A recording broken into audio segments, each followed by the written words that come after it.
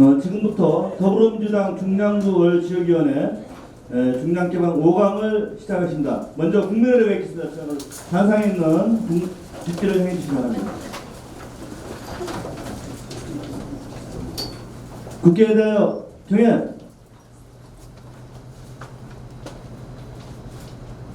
바로 모두 착수해 주시기 바랍니다.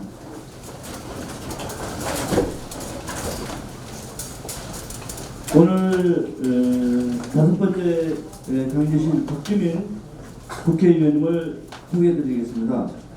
박주민 국회의원님은 서울 은평갑의 국회의원으로 더불어민주당 최고위원, 국회 독재사법위원회 위원, 그리고 사법개혁위원회 특별위원회 위원으로 활동하고 있습니다. 바쁘신 와중에도 우리가 바라는 나라다운 나라라는 주제로 강연해 주시기 위해서 여기까지 오셨습니다. 큰 박수로 맞이해주시기 바랍니다.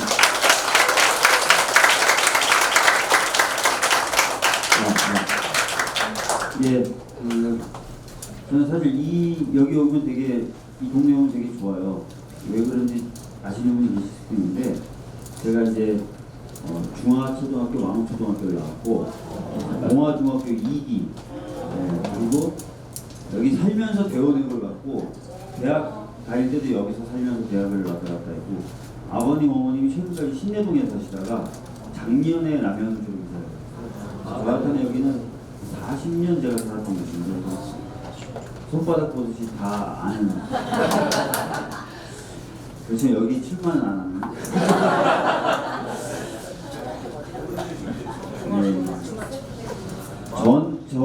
제가 하기 전에 어느 분이 강의를 하셨었죠? 여기 계시구나. 입문하고 강원국 되게 말씀 잘하시죠? 네. 표창원 의원님도 역시 말씀 굉장히 잘하시고 정세현 장관님 강의 끝나고 나면 꼭 맥주를 잔에 따라서 한 잔 드셔야 되는데 몸이 그날 앞에서 못 드셨구나. 시원하게 대기하고 있다 드려야 되는 거예요. 저는 이제 지금까지 그 내용하고는 달리 경제 문제를 좀 말씀드리려고 하는데요. 어떻게 보면은 좀 제가 생각하는 또 제가 바라보는 경제다 보니까 꼭 이게 맞다고 볼 수는 없습니다. 제가 얼마 전에 그 최경영이라고 KBS의 그 기자이신데 경제에 관련된 기사를 많이 쓰시는 분하고 만나서 좀 얘기를 나눠보니까 경제라는 건 워낙 크고 복잡하고 다양한 측면이 있기 때문에요. 한쪽 측면만 부각해서 보여주면 그 자체로는 팩트일 수 있지만 전체적으로 봤을 때는 팩트가 아닐 수도 있다.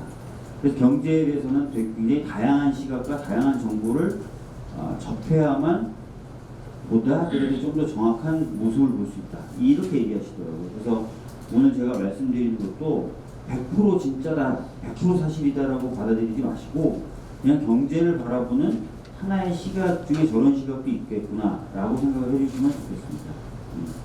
제가 오늘 좀 말씀드리고 제가 생각하는 대안적인 어떤 방법 이런 것도 좀 말씀을 드리고 이렇게 하겠습니다. 좀 더워서 외투 좀 벗고 갈게요.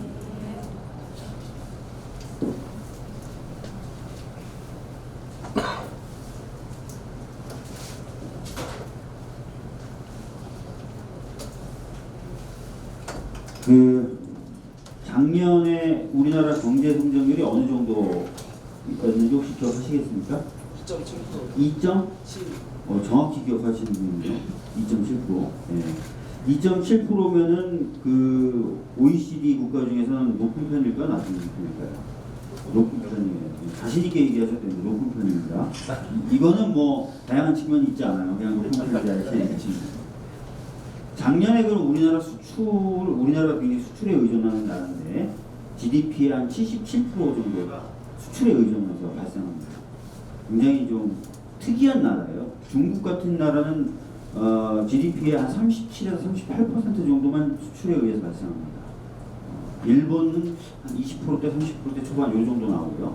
우리나라만큼 이렇게 수출 의존도가 큰 나라가 없는데 그래서 이 구조도 조금 문제가 있다라는 지적을 계속 받고 있는데 아직 77% 정도가 수출에 의존하는데 작년에 우리나라 수출이 잘 됐을까요? 못 됐을까요?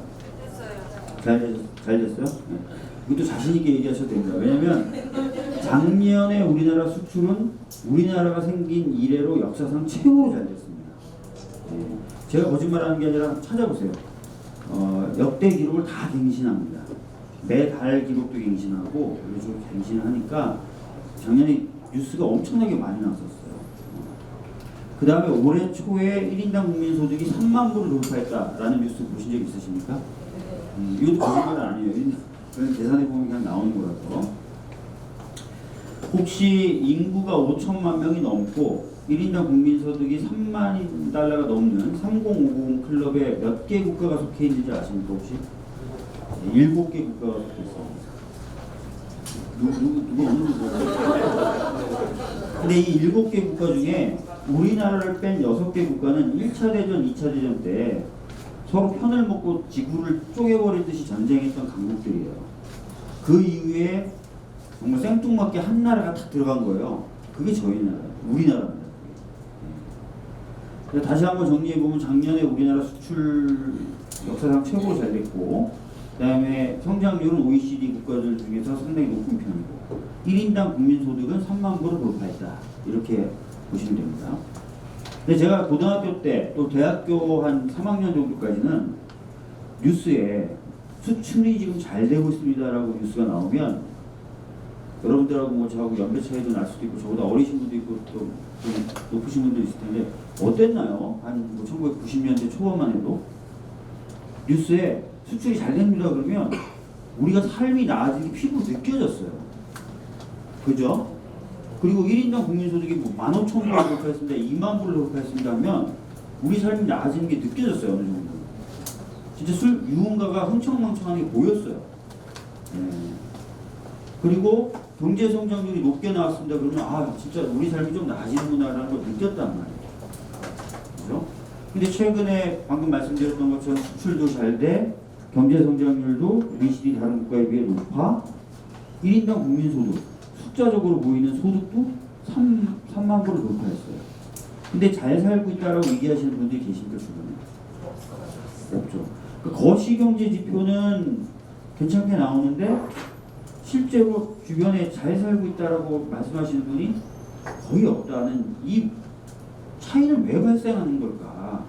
왜 옛날에는 경제 성장률이 높습니다 그러면 아 우리도 잘 살게 되는구나라고 느꼈고 1인당 국민소득이 올랐습니다 그러면 아 내 지갑도 두꺼워지는구나 두툼해지는구나 라고 느꼈는데 왜 지금은 안 그렇지? 거시지표는 거시지표고 왜 내 삶은 다르지? 이런 부분에 대해서 혹시 궁금해 해보신 적 있으십니까? 이게 왜 중요하냐면 만약에 우리나라 경제가 현재 수출이 안 돼서 어렵다. 물론 올해는 지금 세계 교육 규모가 줄어들고 미중 분쟁이 생기고 일본이 우리나라 이렇게 무역으로 골탕먹이 이러면서 무역 자체가 좀 힘들었지만 하여튼 뭐 수출이 작년까지 굉장히 잘 됐는데 수출이 만약에 안 돼서 경제가 어렵다면 수출을 잘 되게 하는 방법을 쓰면 되는 거고 1인당 국민소득이 너무 낮다 평균적으로 그럼 1인당 국민소득을 어떻게든 높이는 정책을 쓰면 돼요. 그 경제 성장률이 낮다 그러면 경제 성장률을 인위로 높이기 위한 여러 가지 수단을 쓰면 됩니다. 그런데 아까도 말씀드렸지만 거시 지표는 지금 괜찮게 그래도 나온단 말이에요 수치가.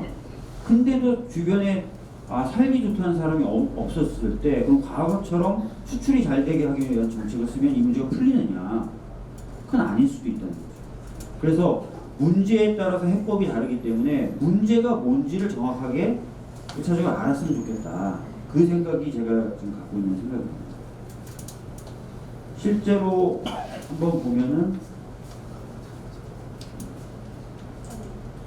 자, 우리나라는 2000년부터 2017년 사이에 경제 규모는 거의 90% 성장했기 때문에 거의 한 배 정도 경제 규모가 커졌어요. 90% 성장했다. 그죠? 100% 성장했으면 이제 경제 규모가 더블이 되는 건데 더블만큼 성장한 거예요. 그런데 신기한 게 가계소득은 31% 정도밖에 성장 안 했어요. 경제 규모가 2배로 커지는 사이에 가계에 들어오는 돈은 30%밖에 안 커진 거예요. 그리고 이거 보시면 정부 쪽으로 국민총소득 중에 정부 쪽으로 들어오는 건 거의 수평선입니다. 13%, 14%, 13%, 14% 이렇게 왔다 갔다 하면 수평이에요. 그런데 가계로 들어가는 돈은 70%대에서 쭉 완만하게 계속 떨어집니다. 쭉 떨어져요. 그리고 기업으로 가는 건 쭉 올라갑니다. 지금. 그래서 제가 아까 말씀드렸던 것처럼 거시지표가 거시지표 경제 규모와 크기를 얘기하는 건 커지는데 가계 쪽은 오히려 쪼그라들고 있어요. 그죠? 그리고 아까 보여드린 것처럼 실제로 그렇기 때문에 경제가 커진 것만큼 따라서 가계 소득이 올라간 게 아니라 훨씬 적은 비율로 커졌단 말이에요. 그래서 아까 말씀드렸던 대로 거시지표는 좋은데 내 삶은 미리 힘들다는 얘기가 나오는 거죠. 도대체 왜 저렇게 차이가 벌어지느냐, 왜 거시지표하고 가계소득이나 개인의 소득이 차이가 나느냐, 이 부분을 한번 봐야 된다는 거예요. 그래서 뭐가 도대체 꼬였기 때문에 저렇게 동조가 아니라 저렇게 벌어지는지를 한번 봤더니, 우리나라 2인 이상이 가구를 이루잖아요. 2인 이상이 보통 가구를 이루잖아요. 가구의 소득 원천도 있습니다. 소득원. 일을 해서 버는 돈 근로소득, 사업해서 버는 소득 사업소득, 이자에서 나오는 이자소득, 이런 자산에서 나오는 자산소득, 이런 것도 있어요. 그 원천들이 몇 가지가 있는데 통계를 쭉 내보니까 그 중에 일에서 버는 소득인 근로소득이 쫙 누적을 해보면 이 소득원 중에 몇 프로 정도 차지할 것 같습니까? 이게 정답 아시는 분 많지 않을 거예요. 편하게 얘기해서 70%? 어느 분이 70%라고 하셨어요? 여러분은 저런 분을 사귀셔야 돼요. 30%는 사업소득이나 자산이나 이런 데서 나오는 거예요. 엄청난 금수저라고 했어요. 네. 또 어느 정도 될까요? 네, 한 91% 정도 됩니다. 91%. 그리고 우리나라의 노동자라고 불리는 사람들이 대략 한 2,300만, 2,500만 되는 거예요. 그럼 이 두 가지 수치를 놓고 보면 아주 간단하게 우리 경제를 평가할 수 있는데, 우리나라 경제는 서민들 입장에서 보면 일을 해서 벌어먹고 살거나 누군가 일을 해서 번 돈을 나눠 먹고 사는 우리나라 서민들, 그죠? 가계소득의 대부분의 원천이 노동에서 나고, 실제로 노동자인 사람이 2,300만에서 2,500만. 그래서 이 차이가 벌어진 건 바로 그 일을 해서 돈을 버는데 뭔가 약간 문제가 생겼다는 것을 생각해 볼 수 있다는 거예요. 그럼 도대체 왜 일을 해서 돈을 버는 그 구조가 어떻게 그런 잘못이 됐냐? 현상적으로만 한번 보면은 우리나라는 임금 노동자 중에요, 월급을 200만 원도 못 받는 노동자의 비율이 38.3%, 거의 40%. 물론 1년 전만 해도 40%를 넘었어요. 43%. 1년 사이에 한 5% 떨어졌어요. 왜 떨어졌을까요? 최저임금이 인상이기 때문에. 그래서 그나마 5% 떨어졌습니다. 근데 38.3%. 야, 진짜 저임금 노동자 많네. 이런 느낌이 딱 오시죠? 자, 저임금 노동자 비중이 높은 나라 순으로, 높은 나라부터 이쪽에서 저쪽으로 막대 그래프를 쫙 세웠습니다. 빨간색 막대가 우리나라예요. 어디 있어요? 네, 우리나라 여기 있습니다. 다른 나라에 비해서 높다, 낮다? 높다는 거. 이래서 돈을 버는 게 참 힘들구나, 이런 느낌이 오는 거예요, 통계상. 그럼 도대체 왜 이렇게 일을 해서 돈 버는 사람들이 저임금 노동자가 많고 왜 이렇게 제대로 돈을 못 버는 것인가? 그거를 일자리 구조를 통해서 한번 보도록 하겠습니다. 자, 우리나라의 기업들이 일자리를 만들어내는데 300명 이상을 상시 고용하면 보통 대기업이라고 합니다. 그리고 300명 밑으로 299명부터 이렇게 밑으로 고용하면 보통 중소기업, 이렇게 부릅니다. 자, 그럼 우리나라 일자리 전체 중에 대기업이 만들어내는 일자리는 몇 프로 정도예요? 300명 이상을 고용하기 한다는 정의에 따르면 꼭 삼성, LG, 현대 같은 기업만이 아니에요. 얼마 정도 일자리를 만들어낼까요? 12%, 20%. 상당히 그래도 정확한 수치들을 말씀해 주시네요. 자, 중소기업 일자리가 81%라는 건 대기업 일자리는 19%. 그러니까 상당히 전체 일자리 중에 80% 넘게가 중소기업이 만드는 거예요. 그럼 여기서 한 단계 더 퀴즈 나가겠습니다. 그럼 중소기업에서 받는 임금의 평균은 대기업에서 받는 임금의 몇 프로 정도 될까요? 평균은 60%, 70%, 47%밖에 안 돼요. 대부분의 일자리는 중소기업에서 만들어내는데 이 중소기업에서 받는 임금은 대기업에서 받는 임금의 절반이 안 돼요. 그러니까 2명의 중소기업 근로자들이 받은 돈을 탈탈 털어봤자 대기업 다니는 한 사람의 임금에 못 따라가요. 그러니까 이제 중소기업 취업했다 그러면 왠지 인생이 실패한 것 같기도 하고 중소기업 갔다가 사람이 무시하기도 하고 이런 거죠. 근데 우리나라 처음부터 그렇진 않았습니다. 우리 1980년대, 90년대 초반까지만 해도 대기업과 중소기업의 임금 격차가 크지 않았어요. 저희 삼촌들이 취업할 무렵이었어요. 제 삼촌까지.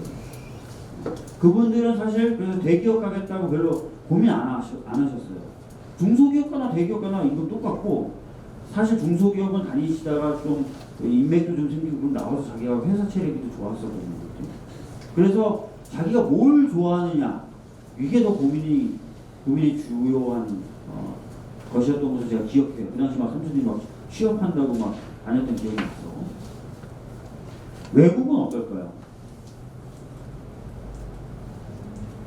자, 이건 500명 이상으로 끄는 거예요. 300명 이상으로 끄는 게 아니라 외국과 기준을 맞추기 위해서 500명을 끊었으니까 우리나라도 300명부터 499명까지가 아래쪽으로 포함이 되겠죠. 그러니까 아래쪽 임금 비중이 좀 더 아까 47%보다 올라가게 될 텐데 우리나라는 그래서 500명으로 잘랐을 때 한 54% 절반 정도 됩니다. 절반 정도. 자, 미국 불평등이 심하다 이렇게 알고 계시죠? 88.7% 거의 차이가 없죠. 일본 88.1% 거의 차이가 없습니다. 프랑스 70.8% 거의 차이가 없어요. 그래서 이런 나라들 유럽은 더 차이가 없죠. 자, 이런 나라들의 청춘들에게 물어보는 겁니다. 너 대기업 갈래? 그러면 내가 왜 대기업 가? 대기업 가나 중소기업 가나 임금 똑같고 그래서 내가 뭘 좋아하는지가 더 중요하다 이렇게 얘기를 하겠죠. 그러니까 사실 이게 굉장히 중요한 게요. 아까 보여드렸던 것처럼 이런 구조기 때문에 우리나라는 특히 소수의 좋은 대기업 일자리를 가지 않으면 열심히 일해도 돈을 벌기 어려운 구조가 되는 거죠.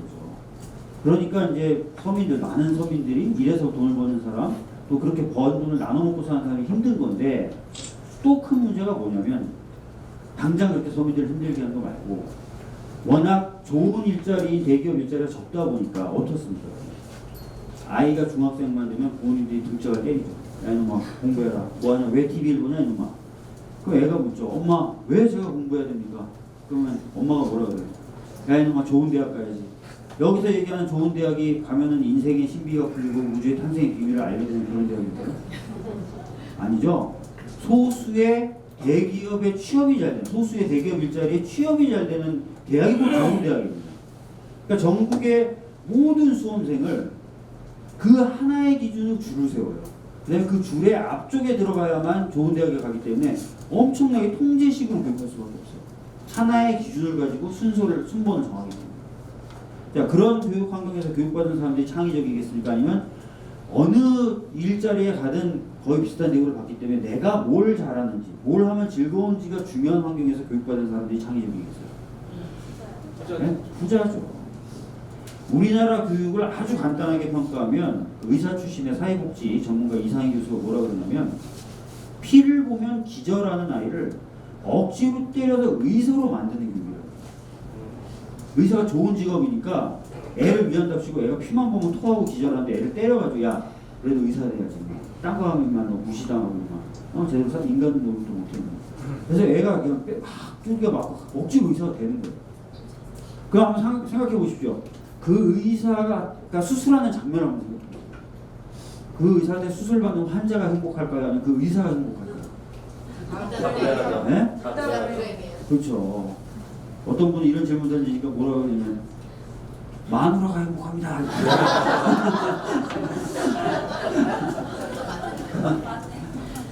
그러니까 이제 그런 의사는 쉬는 시간이 생겨도 새로운 수술법 방법을 자기가 연구하겠어요? 쳐다만 봐도 막 토가 나오고. 나중에 보여드릴 기회가 있을지 모르겠지만 우리나라 R&D 투자는 굉장히 많이 하는 나라도 우리나라가. 근데 R&D 탄성치, R&D를 통한 산출이 굉장히 낮아요. 그게 왜 그러냐면 여러 가지 제도적, 문화적 요인이 있지만 또 크게 차지하는 게 창의적 인간이 부족해서. 그러니까 요거는 당장의 서민들의 삶을 힘들게 만들 뿐만 아니라 교육 구조를 외부에서 왜곡시킴으로써 창의적이고 혁신적인 인재를 키워내는 걸 어렵게 만듭니다. 그렇게 좀 봐주시면 되고, 외부에 좀 보면은 이게 영업이익률인데 독일의 영업이익률 보면 대기업 평균보다 중소기업 평균이 높아요. 그리고 프랑스는 비슷하고, 삼성은 이게 삼성 본사고 이게 삼성 하청기업이 한 3배 차이 나고, 현대기아는 본사와 하청기업이 한 4배 차이 납니다. 그러니까 이걸만 봐도 왜 임금을 못 주는지를 알 수 있죠. 거기다가 이렇게 되면 거의 숨만 쉬고 살아 있어야 되기 때문에 중소기업 차원의 R&D는 거의 없어요. 그죠? 여러분 축적의 시간이라는 책 보셨습니까? 축적의 시간? 서울대 그 이공계열 교수들이 공동 집필한 책인데 거기 보면 혁신이 어떤 과정을 통해서 일어나는지를 이 교수들이 집필을 합니다. 그래서 이 교수들의 결론은 혁신은 공장들에서 일어난다 이렇게 얘기해요. 공장들에서. 그러니까 수많은 공장에서 물건을 이렇게도 만들어보고 저렇게도 만들어보고 하면서 혁신이 나오는 거예요. 그런데 그 수많은 공장의 대부분을 차지하는 우리나라의 그의 경우에는 그 대부분을 차지하는 게 중소기업이라는 걸 아까 보여드렸죠. 근데 그 중소기업들이 뭐 이렇게도 해보고 저렇게도 해볼 여유가 없어요. 여러분 히든 챔피언이라는 이야기 들어보셨어요? 히든 챔피언? 조그만 기업인데 엄청 센 기업들이에요. 히든 챔피언. 제조업 기술이 굉장히 뛰어나가지고 일본의 스프링 만드는 회사, 스프링 하나만 만드는데 조그만 회사인데 전 세계에 스프링을 수출하고 막 이런 기업들이고, 독일의 뭐 쌍둥이 칼 뭐 이런 우리나라 히든 챔피언 별로 없죠. 기억 나시는 기업이 거의 없어요. 제가 잘 몰라서 죄송합니다. 거의 뭐 모르죠 사람들이. 하여튼 뭐 거의 없어요. 부일전자 제가 기억하도록 하겠습니다. 찾아서 나오면 다음에 써먹어요. 부일전자 정도는 있죠. 그래서 또 뭐가 문제냐면 교육구조도 왜곡시키는 데다가 혁신의 기반이 되는 수많은 공장들을 메말라 붙게 만드는 역할을 또 합니다. 이 문제가. 일자리 구조 중에 하나 좀 짚고 갔고요. 다음은 여러분 잘 아시는 비정규직. 일자리 중에도 비정규직이 엄청 많습니다. 우리나라가. 32.8%, 33%인데 노동계 연구소에 따르면 한 45%까지도 보는 연구 결과가 있어요. 또 정규직하고 비정규직의 격차가 계속 벌어지죠. 그러니까 비정규직은 불안정한 데다가 좀 대우가 형편없고 이렇게 됩니다. 더 큰 문제가 하나 있는데요. 보통 이제 비정규직이라면 애초에 비정규직을 설계할 때 개념이 잠깐 비정규직에 있다 정규직으로 가는 개념으로 비정규직이라는 걸 만들었죠. 실제로 진짜 그렇다면 저도 욕을 먹을 각오를 하고 젊은 분들에게 잠깐 비정규직에 가서 고생 좀 하다가 경험도 쌓고 그래서 정규직으로 가십시오 이렇게 말씀을 드릴 텐데, 비정규직에서 정규직으로 전환되는 비율을 계산해서 발표하는 OECD 국가가 16개 국가가 있습니다. 그러면 가장 잘 정규직으로 전환되는 1등 국가와 가장 잘 전환되지 않는 16등 국가가 있겠죠? 네. 자, 우리나라는 몇 등일까요? 16등. 아, 훌륭하죠? 16등. 우리나라는 3년이 지나도 10명 중에 2명만 정규직으로 전환합니다. 그래서 우리나라 비정규직은 한 번 비정규직으로 시작하면 정규직으로 가는 징검다리가 아니라 한 번 비정규직으로 시작하면 영원히 비정규직인 함정 같은 곳이다. 이렇게 평가를 했습니다. 그래서 대학생들이 스펙이라는 걸 소위 말하는 스펙이라고 쌓는 거예요.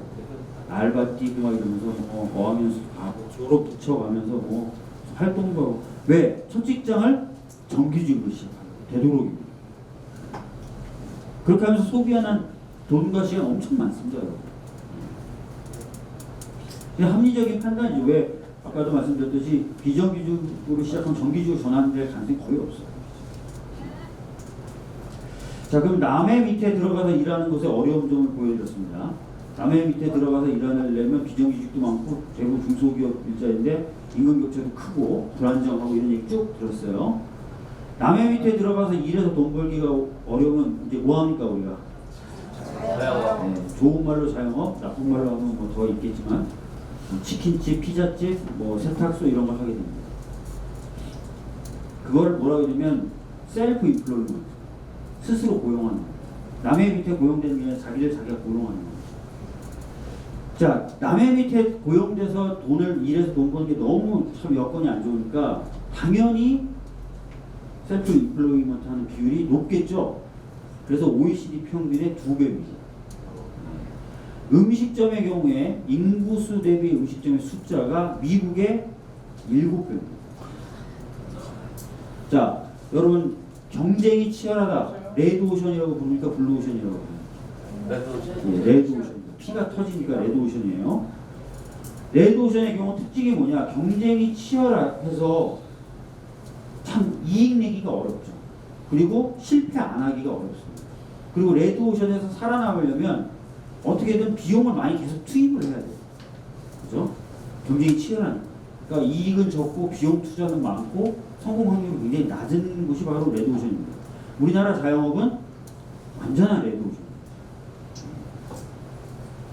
자영업 업황을 보여주는 수치가 뭘 쓰냐면 5년간 생존율이라는 수치를 씁니다. 그러니까 5년 10군데가 오픈해서 5년 후에 몇 군데가 살아남았느냐를 가지고. 근데 아까 말씀드렸던 그 이상희 교수는 뭐라고 표현하냐면 이 우리나라 자영업 5년간 생존율을 암 환자의 생존율보다 낮다고 얘기합니다. 그러니까 이런 거야. 그냥 죄송해요. 예를 든 거예요. 암에 걸리신 한 분하고 오늘 가게를 오픈하신 한 분을 제가 동시에 만나는 거예요. 그러니까 이분은 희망이 찼죠. 저 이제 가게 오픈했어요. 떼돈을 벌어보려고 합니다. 이렇게 하시는 거예요. 이분은 저 암에 걸렸어요. 어떻게 살아나가야 될지 모르겠습니다. 이랬어요. 제가 5년 후에 두 분을 다시 만났습니다. 어떻게 됐을까요? 이분은 전 다 났어요. 새로운 희망을 찾았어요. 이렇게 얘기하죠. 이분은 저 쫄딱 망했어요. 그것도 빚을 엄청 지고 망했어요. 제 인생은 끝난 것 같아요. 이렇게 얘기하죠. 요즘에 그래서 새롭게 이제 그 사회적 문제가 되고 있는 게 가계부채만큼 문제가 되는 자영업 부채. 자영업 하시는 분들이 부채가 엄청 많아요. 셀프 인플로이먼트도 쉽다 어렵다. 굉장히 어렵잖아요. 자, 아까도 말씀드렸던 대로 거시지표 수치상으로 보면 경제 규모적으로 외적으로 보면 나쁘진 않다. 수출 역사상 최고 작년 달렸고 경제 성장률 OECD 다른 나라에 비해서 높은 편. 그 다음에 1인당 국민소득도 3만 불이라는 수치를 돌파했어요. 그러면 4인 가족이면 12만 불을 벌어야 되는 겁니다. 국민들. 근데 주위에 잘 산다는 분이 하나도 없더라. 과거하고 진짜 다르더라. 왜 그런가 봤더니 우리나라 사람들 대부분 일해서 벌어먹고 살거나 누군가 일해서 번 돈을 나눠 먹고 사는데 그 일해서 벌어먹는 게 정말 어렵게 돼 있더라. 예전과 달리 굉장히 힘들게 돼 있더라. 라는 것들을 지금 한국까지 보는 거예요.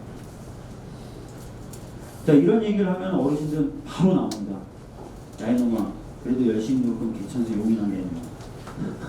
네가 열심히 안 해서 그래. 이렇게 얘기하시는데 실제로 개천에서 용이 나오는지 개천에서 욕이 나오는지 한번 보여드립니다. 미국의 경우에 100대 부자 중에 80명 정도가 새로운 부자예요. 그리고 20명 정도만 아버지가 부자거나 할아버지가 부자입니다. 우리나라는 어때요? 완전히 반대되어 있어요. 최근에 이제 피케티 같은 사람들, 토마 피케티 이런 사람들이 쓴 책을 굉장히 복잡한 이유로 간단하게 아주 간단하게 무식하게 정리해버리면 이렇게 됩니다. 자본주의가 오래되면 불평등이 심화되고 그게 딱딱하게 굳어서 부자가 계속 부자가 되죠. 마치 중세처럼. 그렇게 얘기합니다. 그 개념이 맞다면 자본주의 역사가 미국이 길어요? 우리나라가 길어요? 미국이 훨씬 길죠. 그러면 그 얘기가 맞다면 미국이 오히려 아버지가 부자거나 할아버지가 부자인 사람이 부자가 되는 경우가 더 많아야 되는 거 아니에요? 자본주의 역사가 우리나라 얼마 안 돼요. 진짜 시장이 완전히 자원 분배를 결정하는 게 얼마 안 됩니다. 근데 우리나라 왜 이렇죠? 역사가 짧은데?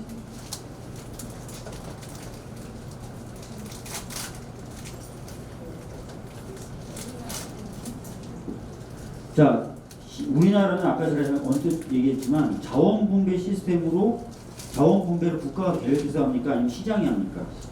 시장이 합니다. 그래서 우리나라 경제를 시장 경제 체제라고 얘기합니다. 시장은 크게 두 가지 개념 요소로 이루어집니다. 하나는 사적 소유권입니다. 그러니까 제게 있고 선생님께 있어야 주고 받고 하든지 사고 팔고 하든지 하는 게 생기는 거예요. 그죠? 우리가 공익임선달 이야기 들었을 때 빵 터지는 대목이 어딥니까? 대동강물을 팔아먹어요. 갑자기 얘가. 대동강물은 제 것도 아니고 뭐 봉익 임선달 것도 아니고 그 누구 것도 아닌데 갑자기 얘가 자기 거라고 그래서 팔아먹어요.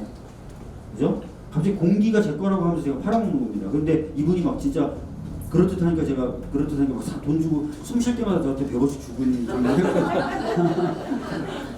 거기서 뭐 우리가 알고 있는 개념하고 다른 개념이 딱 등장하니까 우리가 인지하지 못한 사이에 웃음이 터져나오는 거예요. 사적 소유권. 또 하나가 경쟁입니다. 경쟁. 누가 더 많이, 더 빨리, 더 좋은 물건을 더 싸게 만들어내느냐.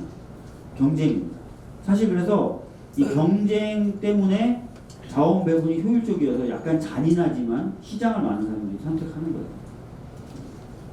사적 소유권과 경쟁이라는 두 가지 개념, 큰 개념 요소로 시장이 굴러갑니다. 근데 재밌는 게 이 경쟁이라고 하는 거는요, 그냥 놔두면 사라지는 본질적인 속성을 가지고 있어요. 무슨 얘기냐면 저하고 요 두 분하고 세 명이서 경쟁을 해요. 경쟁은 친치가 안 맞으셨죠? 경쟁은 자 속성상 첫 번째 속성상 이기는 놈에게 많이 보상해주거나 전부 보상해줍니다. 그죠? 그래야 경쟁이 일어나잖아요. 셋이 경쟁합니다. 똑같은 미천을 들고 첫 번째 제가 이겼어요. 첫 번째 턴에서. 그럼 제가 나쁜 놈은 아니니까 저만 가져가진 않고 제가 좀 많이 가져갔어요. 이분들은 좀 저한테 뺏겼겠죠. 차이가 벌어졌어요? 안 벌어졌어요? 자, 두 번째 이분들하고 제가 경쟁하는데 누가 이길 확률이 높아졌어요? 네? 자신 있게 얘기하세요. 제가 그래도 질 것 같이 보이니까 꼭 침쳤어요. 제가 이길 확률이 높아졌죠. 그래서 제가 이겼어요. 그러면 역시 마찬가지로 제가 좀 더 보상을 많이 받으니까 또 격차가 벌어지죠. 세 번째 경쟁하면 누가 이길 확률이 높아요? 그죠? 자, 네 번째 경쟁할 때쯤 되면 이분들은 저 경쟁을 포기하는 게 맞아요. 왜? 제가 이길 거니까. 그래서 이분들 차라리 제 앞에 무릎을 꿇고 먹고 살게 해주세요라고 하는 게 맞아요. 맞죠? 그래서 경쟁은 놔두면 사라집니다. 네. 그래서 어느 나라나 경쟁이 계속 이루어지도록 관리하는 법을 가지고 있어요. 그게 뭐죠? 공정거래법, 독점규제법. 힘을 너무 세게 가지면 독점이라 그래서 부셔버립니다. 힘을 세게 가진 놈들이 경쟁을 이상하게 비틀어버리면 공정하지 못하다 그래서 제재합니다. 이 법은 어느 나라나 있어요. 미국 있을까요, 없을까요? 있겠죠가 아니라 있어요. 서원법 돌려서 어떻게 보면 공정거래법의 아버지격인 나라가 미국입니다. 독일, 영국, 프랑스, 미국, 일본 다 가지고 있습니다. 우리나라 있어요, 없어요? 있어요. 김상조 원래 하던 게 공정거래위원장이에요. 이렇게 독점규제법을 관리하는 부처입니다. 미국은 있습니다. 있겠죠가 아니라 있어요. 자, 그래서 경쟁을 관리해서 계속 경쟁이 이루어지도록 하는 법을 어느 나라 다 갖고 있습니다. 그 법이 미국은 잘 작동이 될까요, 안 될까요? 잘 되기 때문에 새로운 부자가 계속 나옵니다. 이긴 자가 계속 이긴 자. 경쟁의 원초적인 모습이 드러나면 이긴 자가 계속 이깁니다. 아까 말씀드렸던 거죠. 제가 이긴 자가 계속 이겨서 결국 경쟁이 사라진다고 그랬잖아요. 경쟁은 원래 그렇거든요. 근데 그걸 못하게 관리를 계속 해주는 거예요. 여러분 스탠다드 오일사라고 들어보셨어요? 스탠다드 오일사? 네. 스탠다드 오일사 한때는 석유 시장의 90% 이상 점유했었습니다. 가만히 놔뒀을까요, 미국이? 박살을 내버렸죠. 여러분 벨사 알아? 벨사? 네. 전화 누가 만들었어요? 전화? 벨. 벨이 전화를 발명한 다음에 특허권을 신청해서 특허를 받아요. 자, 제가 전화를 발명해서 제가 특허권을 갖고 있어요. 그럼 전화 누구만 만들 수 있어요? 네, 저만 만들 수 있죠. 근데 제가 전화 회사를 차렸어요. 그럼 딴 전화 회사가 있을 수가 있어, 없어요? 없죠. 당연히 전화 누가 독점했겠어요? 주원이요. 예, 놔뒀을까요, 미국에서? 안 하죠. 박살냈죠. 예. 그런 식으로 관리하기 때문에 새로운 부자가 계속 나오는 거예요. 우리나라는 경쟁의 원초적인 모습이 더 적나라하게 드러나는 거예요. 그래서 이긴 자가 계속 이기게 있는 거예요. 경쟁이 원래 그런 거예요. 아버지가 부자거나 할아버지가 부자거나 아니면 본인이 이미 전에 몇 번의 턴에서 이미 이겼거나 한 사람만 계속 이기는 거예요. 새로운 부자가 나오기가 어렵죠. 특히 우리나라는 그냥 한 기업이 한쪽에서만 이기는 데서 끝나는 게 아니라 다른 영역까지도 다 잡아먹고 있어서 참 더 어려워요. 용이 나오니까. 여러분 혹시 이런 얘기 들으셨어요? 소니는 백화점을 하지 않는다. 들어보셨어요? 안 들어보셨어요? 소니 백화점을 할까요? 안 해요. 네, 안 하죠. BMW는 유통업을 하지 않는다. 혹시 들어보셨어요? 그냥 우리나라 대기업들 재벌들 보면 재벌 그 그룹 내에 백화점, 호텔, 골프장, 건설사, 유통업, 광고업 다 있습니다. 네, 다 있어요. 심지어 뭐 떡볶이 뭐 다 있어요. 다. 그러니까 경쟁에서 내가 소니니까 전자제품 잘 만들어, 라디오를 잘 만들어, 라디오에서 1등. 요구에서 그치는 게 아니라 소니가 백화점을 하는 거예요. 소니가 호텔도 하고, 그다음에 소니가 유통업도 하고, 소니가 광고업도 하고, 소니가 골프장도 하고. 소니는 백화점을 하지 않습니다. 꽉 막혔죠. 거기다 더 신기한 게 그렇게 되다 보니까 워낙 그룹 내에 다 있다 보니까요. 재밌는 게 현대는 현대 유통사만 쓴대요. 운송업체만 쓴대요. 현대에서. 그리고 현대 간부들 현대 호텔만 현대 백화점에 가서만 쇼핑을 하고.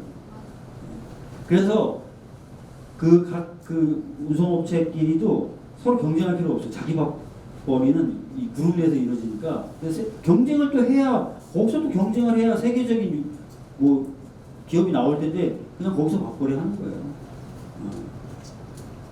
새로운 사람은 진출 못하게 하고 지들끼리는 안전하게 하고 뭐 이렇게 좀 제가 재벌 욕하려고 오늘 강의하는 건 아닌데 그래서 이렇게 됩니다. 정리해서 말씀드리면 거시지표 굉장히 외적 규모나 성장 속도나 이런 것들을 가리키는 지표는 나쁘지 않다는 거죠. 작년에. 근데 참 서민들은 살기 어렵더라. 그래서 왜 그런지 봤더니 대부분의 사람들이 일해서 벌어먹고 살거나 일해서 버는 돈 나눠 먹고 살더라. 근데 일해서 벌어먹고 사는 구조를 들여다봤더니 좋은 직장이 상당히 적고 격차가 크고 불안정성이 굉장히 크고 그래서 자영업 하는데 자영업도 참 레드오션에 좀 살기 힘들고 용을 한번 써보려고 해도 용 쓰기가 어렵더라. 이렇게 됩니다. 그러니까 이제 서민들은 당연히 살기가 어렵다고 얘기합니다. 그래서 예전처럼 그냥 수출이 안 된다 그러면 수출 잘 되는 정책을 단순하게 쓰면 됩니다. 그런 게 아니라는 거죠. 그런 말씀을 좀 드려서 다른 좀 해법과 다른 고민을 좀 해보면 어떨까. 제가 모두에 말씀드렸습니다. 저는 약간 다른 시선, 다른 시각을 좀 여러분들에게 말씀드리겠습니다. 자, 이런 얘기를 하면 또 어떤 분들은 이렇게 얘기합니다. 아니, 저에게 또 결국은 좀 가난한 사람들 도와주자 뭐 그런 얘기 아닐까? 뭐 이런 생각을 하실 수도 있어요. 근데 그렇지 않습니다. 자, 경제에 아주 단순하게 여러 측면이 있지만 아주 단순하게 하나만 좀 짚어보고 그래서 넘어갈 건데 경제를 활기차고 또 규모가 커지게 만드려면 보통 두 가지가 잘 돼야 된다. 또는 두 가지 중에 하나라도 잘 돼야 된다고 얘기합니다. 뭐하고 뭐가 있을까요? 대단하시다. 투자 또는 투자 또는 소비. 투자 또는 소비. 자, 투자가 활발해지면 어떻게 되냐면 사람이 공장을 짓고 새로 신규 고용을 하고 기계를 사들이고 막 하면서 경제가 돌아가고 그 다음에 경제 규모가 커지고 활력이 넘칩니다. 경제라는 게 딴 게 아니에요. 경제는 도는 거예요. 경제는 도는 겁니다. 여러분 엿장수 두 명이 마주보고 앉아서 100원짜리 하나로 엿을 다 먹은 이야기 아세요? 제가 엿장수예요. 엿을 딱 들고 왔는데 마침 상대방 쪽에서도 다른 엿장수가 와서 딱 마주친 거예요. 상대방 엿을 보니까 제가 갑자기 엿이 먹고 싶은 거예요. 근데 제가 제 엿을 먹으면 황당하잖아요. 그래서 주머니 막 뒤져봤더니 마침 100원이 하나 있는 거예요. 그래서 이쪽에 드리고 제가 이쪽 엿을 먹었어요. 이분도 당연히 제가 엿 먹는 거 보니까 자기가 엿 먹고 싶겠어요. 욕하는 게 아니에요. 그럼 이분이 딱 봤더니 자기가 방금 받은 100원이 있어. 저한테 줘요. 그럼 제가 엿을 드리죠. 이번에 제가 100원 있어. 주거니 받거니 하면서 두 사람의 엿이 다 없어졌어요. 이게 경제입니다. 딴 게 경제가 아니에요. 돈 100원짜리가 엄청나게 빠른 속도로 돌면은 저기 중동에 유전을 파고 거기서 석유를 끌어올려서 우리나라로 갖고 와서 정제해서 제 차에 넣을 수도 있어요. 100원짜리 하나가 빨리 돌면 63빌딩도 지을 수 있어요. 돈의 도는 속도가 느려지면 불황. 끊기면 불황이에요. 공황이에요. 아씨 너무 왜 이러는 거야. 도는 겁니다, 경제는. 많이 돌고 빨리 돌고 하면 경제가 잘 되는 거고, 천천히 돌고 적게 돌고 이러면 어려워지는 거예요.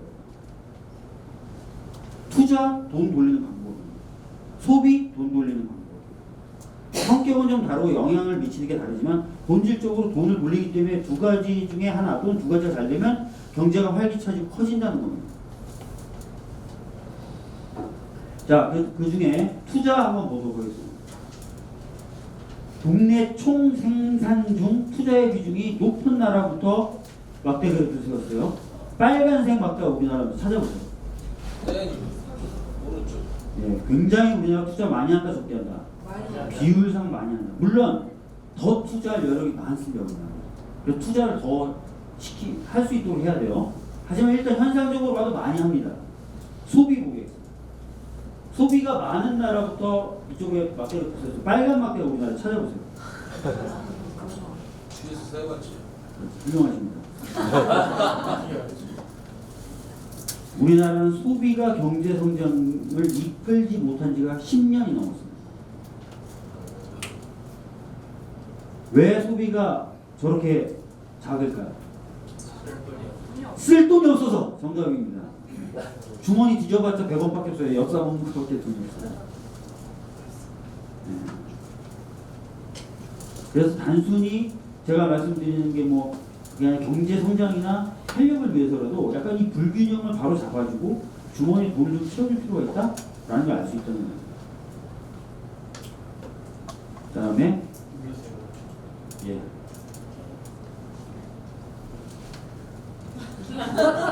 투자 관련돼서도 아까 많이 한다지만 더 할 여력이 있다고 제가 말씀드렸죠. 기업 소득과 기업 투자를 보면 파란 막대와 빨간 막대 간격이 계속 벌어지고 있어요. 여력이 충분하다는 거예요.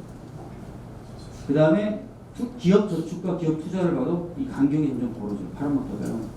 여력이 있다는 거예요. 기업은 여력이 있어요. 많이 쌓아놓고 있죠. 더 투자해도 됩니다. 그래서 한쪽으로는 투자를 더 하도록 하고 다른 한쪽으로는 지갑을 채워줘서 소비를 하게 해야 된다. 아까 이제 R&D 탄성치 잠깐 말씀드리고 자 그리고 경기를 돌리는 방법 중에 또 하나가 뭐냐면 경제를 활력 있게 하는 방법 중에 투자와 소비가 있는데 소비 중에 한 방법이 정부 지출도 소비예요. 네. 우리나라 같이 민간 소비가 경제 성장을 이끌지 못하고 지금처럼 우리나라의 GDP의 77%를 형성하는 수출이 대외적 여건 때문에 어려워졌을 때 쓸 수 있는 방법이 하나 딱 남은 게 뭐죠? 정부 지출밖에 없어요. 심지어 이건 조선일보도 박근혜 정부 때 그렇게 사설을 썼어요. 지금 대외 사정이 안 좋아서 수출이 안 되고 정부가 여러 가지 쓸 방법이 없다. 단 하나 남은 게 뭐냐? 정부 재정 지출이다. 그래서 추경을 해야 된다고 조선일보조차도 사설을 그렇게 썼었어요. 단 3, 4년 전만 해도. 실제로 그렇습니다. 우리나라 특히 내수, 민간 소비가 경제 성장을 끌지 못해요. 지금 당장. 주머니에 돈이 없어요. 그래서 정부 지출도 하나의 소비의 방법이고 경제를 돌리는 방법 중에 하나인데 국내 총생산 중 정부 지출 비중이 높은 나라부터 막대기를 펼쳤습니다. 우리나라 어디 있어요? 없어요. 굉장히 낮은 나라입니다.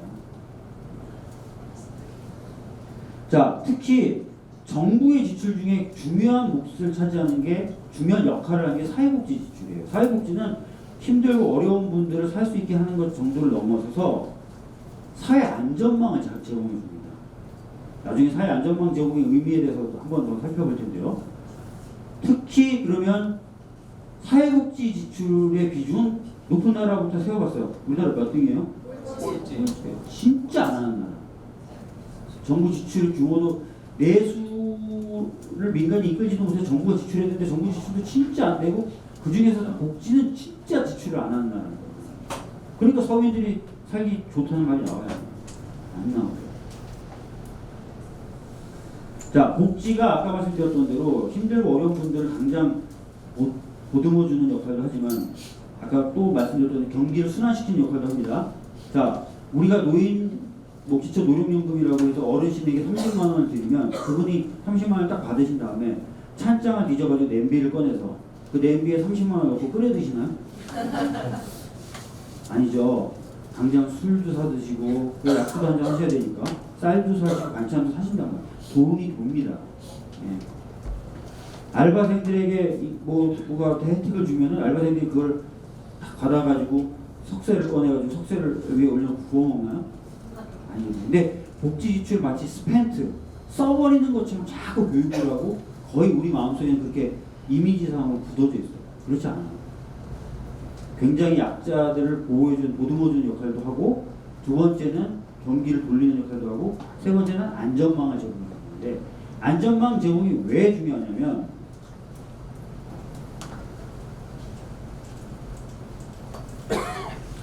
카리 두커라는 심리학자의 실험이에요.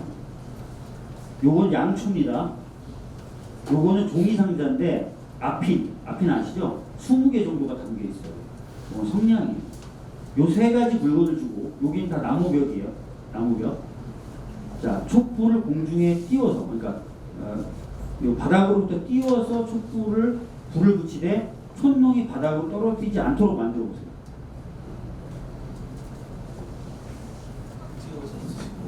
보통 이 문제를 내면 15분 정도 걸린답니다. 여러분들에게 15분을 드릴 수 없어서 바로 정답을 보여드리려고 15분 뒤면 다 맞추죠. 여기 지금. 요렇게 합니다. 자, 이 종이상자에 있는 아핀을 털어냅니다. 그 다음에 종이상자를 아핀으로 이 벽에, 나무벽에 고정시킵니다. 지금 마치 알았다는 것처럼. 자, 그 다음에 여기에 초를 세우고 불을 붙이면 어떻게 돼요?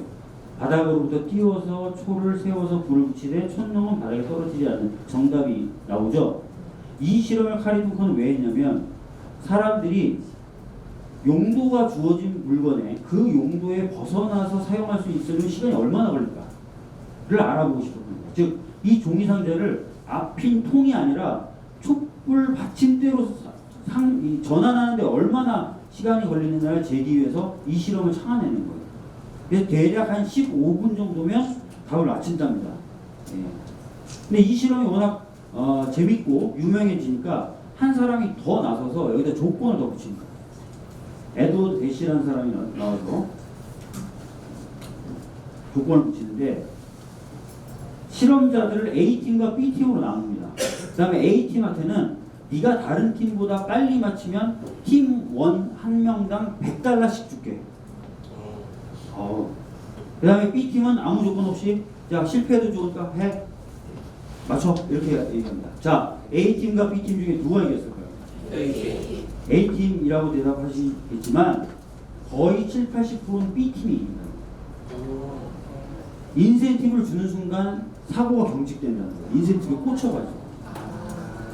대신에 실패해도 되니까 편하게 해 하면 더 빨리 맞춘다. 그래서 과거에는 우리가 혁신을 위해서는 인센티브가 중요하다고 생각했는데 저 실험 이후에 많은 사람들이 혁신을 위해서 중요한 건 인센티브가 아니라 secured base, 안전망이 실패해도 좋다는 안전망이 더 혁신을 자극합니다. 이렇게 알게 됩니다. 그래서 한번 생각해보세요. 뭐 여기 선생님들이 이렇게 하는 거예요. 성공하시면 제가 1억 드릴 테니까 전 재산 걸고 한번 혁신 한번 해보세요. 그거하고 실패하셔도 전혀 손실 없이 해드릴 테니까 아무거나 마음대로 해보세요. 라고 얘기하는 거고. 자, 어떤 게 더 혁신을 이끌어낼까요? 후자죠. 실패해도 돼. 망해도 돼. 이게 오히려 더 혁신을 이끌어낸다. 근데 그런 실패해도 돼, 망해도 돼, 그건 안전망이에요. 그래서 복지는 그런 역할을 하는 겁니다. 내가 망해도 최소한 인간다운 삶은 할 수 있겠구나. 그럼 던지죠, 자기는. 내가 실패해도 다시 한번 시작할 수 있겠구나. 그럼 던지죠. 아이고, 안 돼. 난 조금이라도 실패하면 난 인생 골로 가. 아무도 못하죠. 요즘 청춘들을 비난하는 게 아니라 워낙 우리가 안전망이 없다 보니까 직장도 아까 말씀드린 대로 막 하니까 거의 70~80%의 청년들이 공무원 되기 위해서 공부하신다는 거예요. 그리고 거기서 발생되는 경제 손실이 몇 조라는 거예요. 1년마다 몇 조씩 생기는 거예요. 그래서 사회복지는 아까 말씀드렸던 대로 세 가지, 경제를 돌리고, 그 다음에 어려운 분들 도와드리고 당장, 세 번째 안전망을 제공하면 혁신을 이끌 수 있다. 그래서 제가 얘기한 건 그런 불평등 불균등 구조, 일자리 구조도 불평등하게 좀 만들고 이런 것들을 좀 갖춰서 좀 경제의 체제, 경제의 어떤 체제와 형식을 좀 바꿀 필요가 있다라고 말씀드리는 거고, 혁신을 위해서도 중소기업하고 대기업의 구조로 좀 바뀔 필요가 있어요. 혁신의 역사인데 1세대는 그냥 에디슨 같은 개인 발명가들이 혁신합니다. 2세대는 듀폰 이런 회사처럼 대규모 큰 회사가 연구실을 만들어서 거기서 돈 때려 부어서 혁신을 일으켜요. 3세대는 벤처 캐피탈 이용해서 하고, 근데 4세대 최근 혁신은 생태계예요. 생태계. 여러 기업들이 연결돼가지고 이것도 해보고 저것도 해보고 막 하면서 혁신이 이루어집니다. 중소기업, 대기업들이 중소기업 다 잡아먹고 이런 게 아니라 서로 도와가면서 하나의 생태계를 이루면서 거기 생태계 안에서 혁신이 일어나고 하는 게 최근의 혁신이라는 거예요. 아마존, 구글, 애플 이런 회사들이 다 그런 식으로 생태계를 만들어서 혁신을 일으킵니다.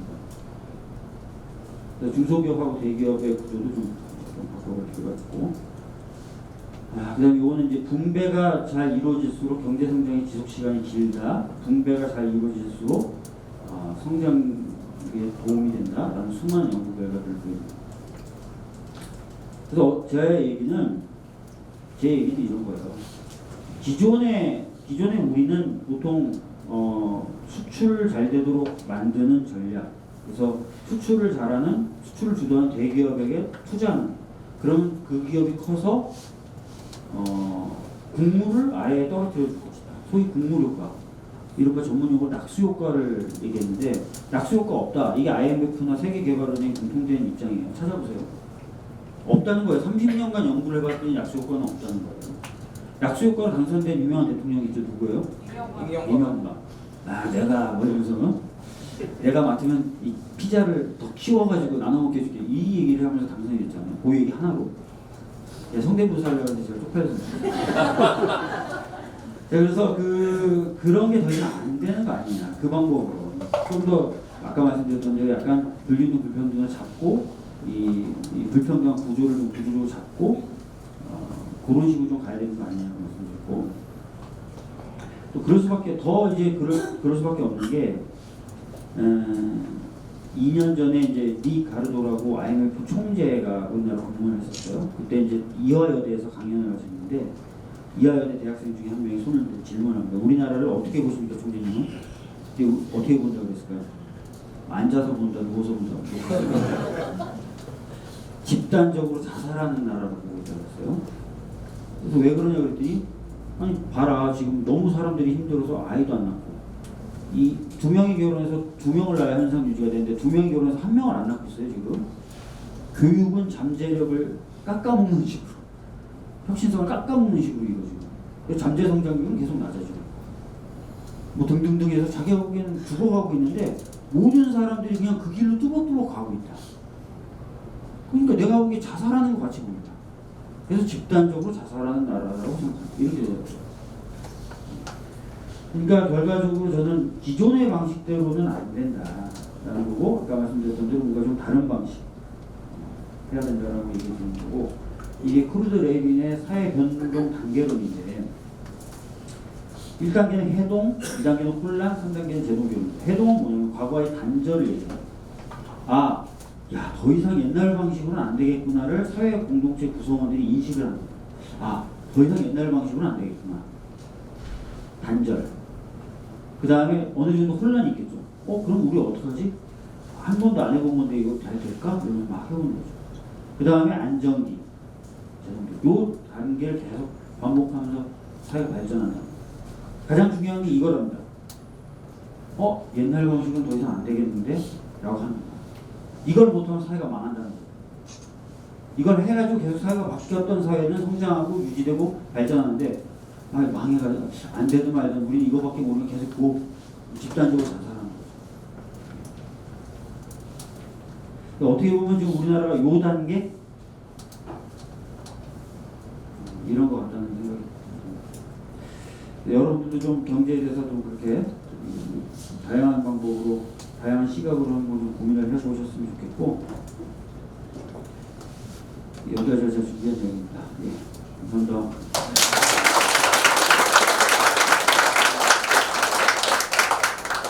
혹시 질문 있으시면 예.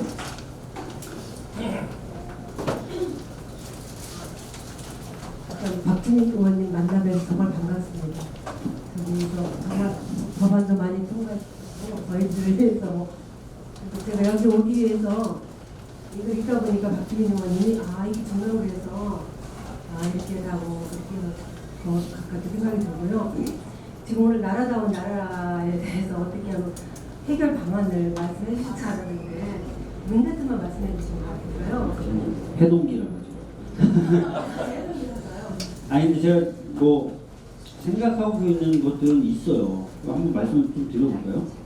제가 뭐 경제 전문가 아닌데 지금 말씀드린 것도 다 제가 독학한 거예요. PPT 다 제가 만든 거예요. PPT 후지잖아요. 아니 후잖아요. 제가 하나씩 만드는데 몇 가지 뭐 말씀 좀 드려볼 수 있어요.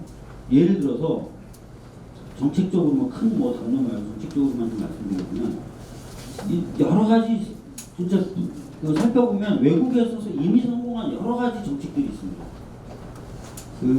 아까 말씀드렸던 독점규제법이나 공정거래법을 갖고 있는 나라 많다 그랬죠. 보통 공정거래법은 담합이라고 하는 걸 금지합니다. 짜고 치는 거를 금지하는데 독일의 경우도 똑같이 담합을 금지해요. 공정거래법이. 근데 중소기업의 담합은 허용합니다. 그래서 대기업이 하청 단가를 후려치잖아요. 그럼 중소기업이 담합을 해요. 내가 너희 대기업한테는 이 단가 후려치는 걸 정상화시켜주지 않는 한 나사 하나도 납품 안 합니다. 그건 저도 있어요. 김상조 교수가 그걸 되게 도입하고 싶다 했어요. 안 됐죠. 또 이런 것도 있습니다. 여러분 삼성이나 현대 이런 기업들의 대부분 그런 큰 기업들의 1대 주주 또는 2대 주주가 누굴까요? 네? 국민연금. 여러분들이 내신 돈이 대부분 1대 주주나 2대 주주를 차지하고 있어요. 그래서 전 그 돈으로 재벌들이 경영권을 유지하면서 그 돈으로 노동자를 해고하죠. 여러분들이 내신 돈을. 스튜어드십 코드라고 혹시 들어보셨어요? 스튜어드십 코드? 이것도 김상조 교수가 엄청 도입하고 싶었는데 반쪽만 도입됐어요. 영국 같은 나라에서 활성화되어 있는데 국가가 관리하는 연금이나 기금의 투자 가이드라인, 어떤 기업에 투자하고 투자한 후에는 어떤 식으로 의결권을 행사한다는 가이드. 회사의 1대 주주나 2대 주주 영향력이 있어요 없어요? 있죠. 또 이런 거예요. 예를 드는 거예요. 또 박주민 빨갱이라고 그러지 마시고 예를 드는 겁니다. 어떤 기업의 연금이 국민연금이 1대 주주예요. 영향력 행사할 수 있죠. 이렇게 하는 거예요. 야 이왕이면 정규직으로 좀 채용해라. 이왕이면 친환경적으로 좀 오염시키지 말고 좀 해. 뭐 이왕이면 그렇게 하면 영향력이 있겠죠. 그런 제도들도 있습니다. 도입하려고 했는데 안 됐죠. 이런 제도도 있어요. 아까 이제 프랑스 같은 경우 대기업과 중소기업 임금 격차가 굉장히 적다고 말씀드렸죠. 보여드렸잖아요. 자, 우리나라 노조조직률이 대략 제가 알기로는 한 17% 정도 되는 거라고 알고 있는데, 그러면 프랑스는 노조조직률이 몇 프로 정도 될까요? 예? 그렇죠. 많은 분들이 중소기업과 대기업의 임금 차이가 적다고 하니까 프랑스는 노조조직률이 굉장히 높은 줄 알아요. 근데 말씀하신 게 10%가 안 됩니다. 우리나라도 훨씬 낮아요. 우리나라 절반 수준밖에 안 돼요. 근데도 왜 이렇게 임금 격차가 적을까요? 노동행위서 어떤 제도를 갖고 있냐면 산업별, 지역별로 임금 협상을 하게 한 다음에 국가가 그걸 전 산업에 강제합니다. 프랑스 망했어요, 안 망했어요? 안 망했어요. 안 망했어요. 프랑스 우리나라보다 잘 삽니다. 그리고 스웨덴 같은 경우도 역시 산업별 지역별로 노동협상을 하는데 임금협상을 하는데 그럼 이런 일이 벌어지겠죠. 대기업은 700만 원 줄 여력이 있고 중소기업은 한 500만 원 줄 여력이 있어요. 그러면 중간인 한 600만 원으로 결정되겠죠. 중소기업도 좀 생각해보고 대기업도. 그럼 대기업은 신나겠네요. 700만 원 줄 수 있는데 600만 원밖에 안 줬다니까. 그럼 어떻게 할까요? 네, 그 100만 원을 뜯어냅니다. 그거. 그래서 노동자 연대기금이 있습니다. 자, 스웨덴 망했어요, 안 망했어요? 안 망했죠. 그런 우리가 그냥 봐도 이미 수십 년간 검증되고 성공했던 경제정책이나 이런 게 많아요. 외국에 많습니다. 대안이 없냐? 대안이 있어요. 그래도 안 망하더라고. 다른 나라들 잘 나가더라고. 그런 것들 저희들이 좀 하면 되지 않겠습니까? 뭐 굉장히 복잡하고 어려운 문제가 아니에요. 제가 봤을 때. 우리나라 물론 현실에 맞게 좀 변화시키는 작업은 필요하겠지만요. 그렇습니다. 근데 그러면 왜 이게 자꾸 도입이 안 되느냐 이런 게 어제도 엊그저께도 이제 서울시장 시립당원에서 박용진 의원님이 막 재벌에서 엄청 훑어오고 가신다면 제가 그 뒤를 이어서 강연하는데 저한테 이제 온갖 비난이 쏟아진 거예요. 재벌이 그렇게 엉망이라는데 왜 민주당은 아무것도 안 하셨을까? 아니 강연한 박용진 의원한테 그래서 제가 이렇게 말씀드렸어요. 정부나 정책은 결국 시민들이 합의한 만큼만 갈 수 있다. 이게 제 얘기 아니라 노무현 대통령님이에요. 노무현 대통령님이 인권 변호사 하시다가 야당 정치인 하시다가 여당 정치인 하시다가 대통령 하셨어요. 그런 대통령 그만두고 시민으로 돌아가셔서 고민했던 게 그거예요. 자기가 쭉 정치를 다양한 경로와 다양한 위치에서 해봤더니 결국 정치는 물론 시민들을 설득하고 하는 작업도 해야 되겠지만 큰 틀에서 보면 시민들이 합의한 만큼만 갈 수 있다. 그래서 정치의 목적과 방향도 시민들의 합의나 요것들을 좀 넓히고 바꾸는 데 집중해야 되겠다. 그래서 내가 시민으로 돌아왔으니 그 작업을 하겠다. 그래서 민주주의 2.0이라는 토론 게시판도 만드시고 진보의 미래라는 책도 쓰시다가 이제 돌아가시고 그분 느낌을 저도 요즘에 조금이나 느끼고 있어요. 작년인가 재작년에 재작년이었죠. 작년이었죠. 그 대통령님 개헌안에 근로자라는 표현을 근로라는 표현을 노동으로 바꾸자 그랬는데도 난리가 났었어요. 기억나요? 사회주의법이냐. 자, 근로의 개념이 뭐예요? 근로의 근자가 뭐예요? 열심히 예, 근면하다. 그러니까 노동은 일하다거든요. 근로는 열심히 일하다예요. 그러니까 헌법에 일할 권리라고 써놓은 게 아니라 열심히 일할 권리라고 써놓은 거예요. 이게 어느 정도의 그 문제냐면 예를 들어서 이렇게 된 거예요. 사람은 행복할 권리가 있다고 쓴 게 아니라 잘생긴 사람은 행복할 권리가 있다고 써놓은 거예요. 그러면 저는 행복하죠. 여러분도 어때요? 여러분들은 차라리 이민 가는 게 낫지 않을까? 우리나라에서 어떻게 사실 거예요? 제가 앞에서 보니까 암담한데 저는 진짜 행복하겠다. 말이 돼요? 안 돼요? 안 되죠. 안 되죠. 너무 강하게 안 말이 안 돼요. 그러니까 그런 거예요. 근데 그걸 바꾸는 거조차도 사회주의 헌법이라고. 자, 그 다음에 최근에 우리 정부의 경제정책에 대해서 자한당이 딱지 붙인 게 뭐예요? 좌파. 이렇게 불러요. 좌파 경제정책. 좌파 뭐. 그러면서 왜 좌파라고 부르냐면 시장에 자꾸 우리 정부가 개입하려고 하는 거예요. 근데 아까 말씀드렸죠. 경쟁은 관리 안 해주면 사라져요. 개입해야 되는 겁니다. 어느 나라나 그런 법과 제도를 갖고 있고 하고 있어요. 시장의 두 가지 개념 요소가 아까 경쟁하고 또 뭐라고 그랬죠? 소비. 사적 소유권이라고 했잖아요. 자, 사적 소유권. 재산권의 개념은 어떨까요? 두 가지 축인 경쟁은 외부에서 계속 관리해줘야 된다는데 재산권의 개념은 어떨까요? 자, 여러분 200년 전만 해도 아메리카 대륙 인구의 4분의 3이 거래 대상이었어요. 무슨 얘기예요? 왜? 200년 전만 해도 사람이 소유 대상이었습니다. 지금 여러분 인터넷에 흑인 노예 2명 주문하면 와요, 안 와요? 주문하면 와요, 안 와요? 안 와요. 왜 안 와요? 어느 순간 하나님이 전 세계 아들, 딸들아 인간은 거래하면 안 된다, 이렇게 얘기하셨어요? 아니죠. 사회적 합의가 바뀌었고 그걸 정부가 강제하는 겁니다. 소유권도 각 나라마다 성립 요건과 내용과 효력이 다릅니다. 전세권이란 재산권 개념이 있는 나라는 우리나라밖에 없어요. 캄보디아 같은 나라는 주변 땅, 어떤 땅의 주변 다섯 가구에 손도장을 찍 받아오면 그 땅이 제 땅이 돼요. 다 달라요. 네. 재산권 개념이 하나에서 떨어진 게 아닙니다. 사적 소유권도 다 사회적 합의와 그걸 강제하는 정부의 힘이 있어서 만들어진 거예요. 우리나라 헌법도 이렇게 되어 있습니다. 보통 기본권에 대해서 인간은 표현의 자유가 있다. 이렇게 해놓고 다만 이 자유를 제한하려면 어떻게 해야 된다라고 되어 있어요. 재산권은 어떻게 되어 있을까요?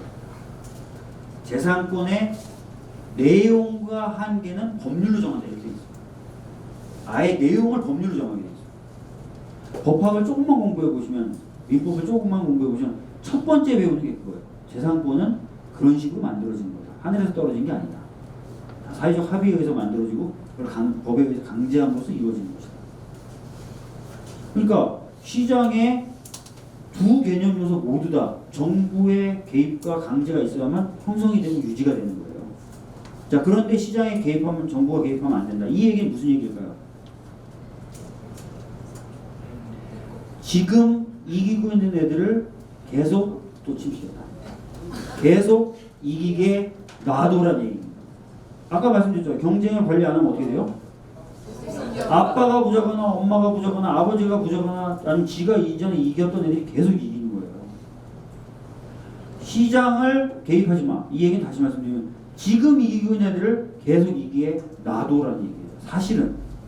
그래서 우리나라 친시장주의자다라고 얘기하는 사람들의 가슴과 머리를 열어보면 사실은 그 안에 친재벌이라고 써져 있다는 거예요. 아까도 말씀드렸지만 친시장, 진짜 친시장은 미국입니다. 어떤 기업이 독점하거나 힘이 세지면 깨버린다니까요. 왜? 그 기업을 미워해서가 아니라 시장이 돌아가게 하기 위해서. 친시장은 그런 거예요. 자, IMF가 우리나라에 최근에 권고한 내용들 여러분 직접 안 읽어보셨겠죠. 제가 그렇게 박주민 TV에서 직접 읽어봐라. 2페이지도 안 되는 구독자가 적어서 그런가? 자, 좋아요와 구독은 필수입니다. 자, 읽어보라 그렇게 얘기도 안 읽어보세요. 거기 뭐라고 돼 있냐? 우리나라 정부에게 뭐라고 그러냐?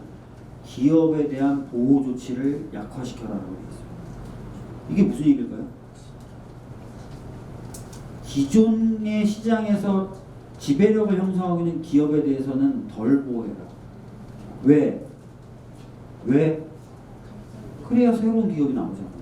그래야 일자리가 새로 창출되잖아요. 아니에요? 맞아요.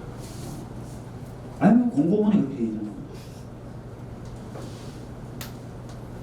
친시장을 해야지 왜 친재벌을 하고 왜 친특정 기업을 하냐고요. 친시장을 하자는 얘기입니다. 뭔 얘기하다 이 얘기까지 왔죠? 그래서 제가 말씀드리는 건 그런 식의 수많은 대화 정책도 있고 그런데 워낙 그런 정책을 선택하기가 어려운 사회적 합의 지형이 있어요. 그것들을 좀 바꿔나갈 필요가 있어요. 그래서 지금 모이신 분이 중요한 겁니다. 그냥 근로를 노동으로 바꾸는 것만 해도 빨갱이라고 하는 세상에서 스튜어디시 코드를 도입하자면 돌 맞아 죽잖아요. 그러니까 그런 지형이 조금씩 바뀔 필요가 있어요. 그래서 저는 남북관계 개선이 굉장히 좋다고 생각하는 게 뭐 경협도 이루어질 수 있고 평화 정말 좋죠. 다 좋아요. 근데 제가 솔직히 참목하는 부분은 이런 시가 있어요. 38선은 38도에만 있는 게 아니라 우리 머릿속에도 있고 우리 가슴속에도 있고. 그냥 수많은 좋은 정책적 대안을 이 마음속 가슴속 38선이 아예 논의도 못하게 막아버린다는 거예요. 그런 것들을 좀 개선시킬 필요가 있다라고 생각합니다. 그러니까 대안은 많습니다. 투표 잘하시면 좋고요. 주변 사람들도 많이 설득해 주시면 좋죠. 또 있습니다. 질문 있습니다. 네. 오늘 강의 그 제목이 아름다운 나라가 가능한가 지금 제가 기억하기로 2년 3개월 전에 그 지금 문 대통령의 슬로건으로 제가 기억을 하고 있어요, 정확하게. 근데 지금 강의를 쭉 듣다 보니까 아까 그 IF 총재께서 이화여대 가가지고 집단적 자살이라고 이렇게 그렇게 표현을 했다고 제가 들었는데, 근데 그 집단적 자살이라고 생각해 보면 정말 희망이 없는 거예요, 솔직히. 희망이 없기 때문에 그런 이 한국은 집단적 자살을 걸어가는 것 같다 듣고 좀 희망이 없는 나라인데, 의원님 보시기에는 지금 오늘 강의 제목도 나라다운 나라가 돼야지 희망이 있는 건데, 나라다운 나라 우리는 그 IF 총재 발언은 희망이 없다고 제 생각대로 해서 그런 희망이 없는 건데, 의원님 생각은 희망이 있다고 보십니까? 그럼 희망이 있죠. 희망이 없는데 제가 정치를 왜 하는가? 차라리 이민 가지. 희망 분명히 있고요. 그래서 정치가 좀 중요하다고 생각합니다. 이게 이제 미국의 소득 계층 상위 10%가 국민 소득에서 차지하는 비중을 나타냈던 그래프인데, 이렇게 엄청나게 높았습니다. 그랬다가 딱 떨어지고 굉장히 낮은 수준에서 유지가 되면서 대압축의 시대라는 걸 붙여요. 대압축의 시대라는 게 뭐냐면, 소득 상위층과 소득 하위층이 마치 빈 깡통 밟아보셨어요? 위에서? 그러면 탁 압축이 되죠. 위하고 아래 탁 붙죠. 마치 그런 시기를 대략 한 40년 보낸 거예요. 이때가 미국의 황금기였어요. 아메리칸 드림이라는 말이 이때 나왔어요. 이렇게 컸던 게 갑자기 확 떨어지면서 쭉 40년간 유지가 되면서 미국이 엄청나게 발전하면서 모든 서민들이 차 2대, 냉장고 3대, 누구나 미국에 어떻게든 와서 미국에 2, 4만 오면 잘 살 수 있는 그 시기였죠. 이 격차가 이렇게 확 되는 거, 여러분, 국민적 결단과 정치가 하는 거. 핀란드란 나라 아세요? 휘바 한국은 처음 이제 핀란드 순박한 청년들 가서 되게 좋았죠. 핀란드 언제 만들어진 나라일까요? 1917년에 만들어졌어요. 독립하고 3번의 전쟁을 치고, 소련하고 전쟁 2번의 내전, 피폐화가 됐겠죠. 정말 못 사는 나라였어요. 근데 이 나라가 1960년대 국민적 대타협을 이룹니다. 우리 이렇게 한번 해보자. 그래서 그 대타협 이룬 내용을 30년간 꾸준히 추진합니다. 그래서 1990년대 되니까 교육 최고 선진국, 복지 최고 선진국, 지금도 뭐 국민들 행복 순위 따지면 5등 안에는 꼭 드는 나라입니다. 가능합니다. 전쟁 3번 치고 거의 뭐 먹고 살 것도 없었던 나라예요. 그걸 가능하게 한 게 국민적 합의와 정치죠. 국민들이 어떻게 합의해 주느냐, 또 그 합의를 만들기 정치인들이 어떤 노력을 하느냐. 불가능한 게 없습니다. 다 미국도 저렇게 해서 잘 나갔지. 대부분의 유럽의 선진 복지 국가들 다 그런 과정을 거쳐서 만들어집니다. 가능하죠. 그리고 우리나라도 대단한 나라예요. 우리나라도 아까 말씀드렸던 대로 그 3050 7번째 국가라고 했죠. 우리나라도 3마리 토끼를 한꺼번에 잡은 거의 유일한 나라입니다. 민주화와 경제성장, 그리고 경제성장을 하면서도 불평등이 적었던 나라였어요. 90년대 초반까지. 3마리 토끼를 동시에 잡은 나라가 거의 없었습니다. 근데 그러다가 이제 90년대 중반부터 이렇게 틀어지게 된 거지. 그래서 이걸 다시 잡으면 되는 거지. 그거 정말 우리 아무것도 없던 나라인데 그렇게 되는 거거든요.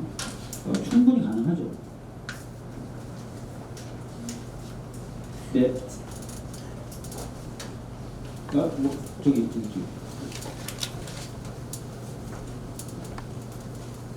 안녕하세요. 강의 잘 들었습니다. 그 첫 번째 질문 답변에 그 국민의 의식이 중요하다고 하셨는데 저도 그걸 많이 느끼고 있어요. 왜냐면은 저희 집이 그 정육점 자영업을 했었는데 이게 자영업이 잘 안 되고 그 한 7년 전에 폐업을 했어요. 그런데도 아버지는 자유한국당을 열렬히 지지하시고 이게 뭐 민주당은 뭐 빨갱이다 혹은 지역 차별적인 말을 하고 그러면서 이게 경제가 그럼 제가 어떻게 살아야 되냐면 작은 정부가 되어야 한다. 왜 작은 정부가 되어야 하냐라고 하면 제대로 대답을 못 하셔요. 그렇게 의식이 약간 어떻게 보면 미국 얘기로 하면 약간 푸어 화이트, 트래시 화이트라고 하는 계층들 때문에 그게 방해가 되고 있는 것 같아요. 이런 부분이 좀 해소가 되려면 어떻게 해야 좋을지 좀 여쭤보고 싶어요. 사실은 이제 많은 당원분들이 이제 그런 답답함들을 많이 호소하시는데, 작년인가요? 시사저널에서 기사를 하나 낸 적이 있는데, 제가 그 기사를 보고 대단히 흥미롭게 읽었던 기억이 있어요. 애국교를 아십니까? 였을 거예요. 제목이 좀 긴가민가. 거기 보면은 이제 태극기를 들고 이제 나오시는 어르신들을 쭉 인터뷰를 하는 내용이 나와요. 한번 이제 읽어보실 필요가 있는데, 그분들이 이제 쭉 인터뷰를 보니까 이렇게 되는 겁니다. 왜 어르신 태극기를 들고 주말마다 이렇게 고생을 힘든 일을 하십니까? 그러면 나라를 지켜야 되기 때문에 그렇지, 이렇게 얘기하신다는 거예요. 그럼 굉장히 좋은 말씀이시잖아요. 그걸 우리가 나라를 지켜야지, 그럼 누굴 지키겠습니까? 그러면 그래서 기자가 또 한 번 질문한 거예요. 그러면 어르신은 우리나라를 왜 지켜야 된다고 생각하십니까? 자유민주주의 국가니까 지켜야지, 이렇게 또 얘기를 하십니다. 자유민주주의 좋잖아요. 세 번째 질문을 드려본다는 거예요. 자유민주주의 근데 뭐라고 생각하십니까? 그러면 갑자기 사상적이고 이념적이고 공백이 생긴다. 그걸 설명을 못 하신다. 그 공백에 사실상 자유민주주의가 아닌데 그분들 생각하기에 자유민주주의라는 게 들어가는 거예요. 그래서 그 기사의 결론은 뭐 충분히 대화를 해서 이 자유민주주의가 무엇이고, 진정한 자유민주주의가 무엇이고, 뭘 어떻게 이제 하는 게 자유민주주의를 지키는 것이다라는 게 공유가 된다면 생각이 달라지실 수도 있겠구나가 그 기사의 결론이었어요. 그래서 뭐 저는 그 답답해만 하시지 마시고 여러 가지 방법으로 또 여러 가지 내용으로 계속 대화를 해보면 어떨까 라는 생각이 좀 듭니다. 그래서 저희 아버지는 북한에서 6.25 때 전쟁 때 내려오셔가지고 엄청 고생하시다 보니까 굉장히 반북적이셨고, 그다음 공무원 하시고 굉장히 보수적이셨거든요. 근데 제가 동아일보와 조선일보를 한 수십 년 그거만 읽었던 거예요. 경향신문을 계속 넣어드렸어요. 제 아이디어가 아닌 제 짝꿍 아이디어인데, 제 짝꿍과 같이 살면서 제 짝꿍이 저도 모르게 경향신문을 자기 돈으로 넣어드린 거예요. 그러니까 아버님은 신문 보신 게 취미니까 경향신문도 그냥 들어오니까 경향신문도 그냥 기계적으로 같이 보신 거예요. 동아일보 보고 나서 경향이. 그러니까 조금씩 그걸로도 효과가 있더라고요. 요즘 뉴스는 JTBC만 보시는 거예요. 그래서 사실 제가 보기에 이게 불가능한 게 아니다. 여러 가지 방법을 해볼 필요가 있고 그렇다는 생각이 듭니다.